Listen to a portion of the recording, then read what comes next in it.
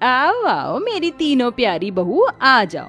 आस्था, रीना, काव्या, धीरे से इस कलश को गिराकर आगे बढ़ो। जी माँ जी। तीनों दाएं पैर से कलश गिराकर प्रवेश करती हैं। अरे माँ जी, ये पत्तों की साड़ी वाली दोनों हमारी जेठानियां हैं क्या?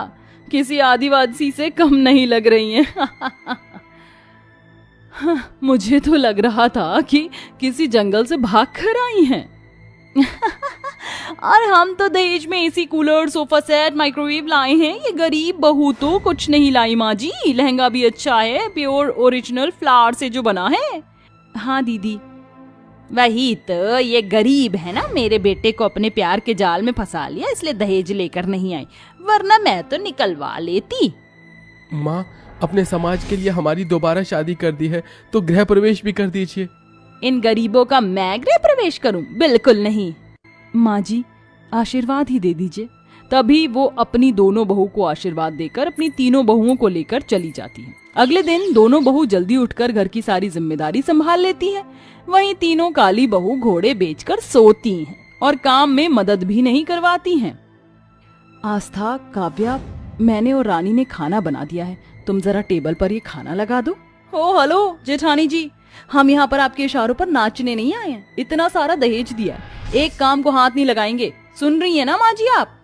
हाँ मेरी बहू तो बिल्कुल ठीक कह रही है, इसलिए घर का सारा काम तुम दोनों ही करोगी। बस रीना, आस्था, काव्या, तुम आराम से खाने के लिए बैठ जाओ।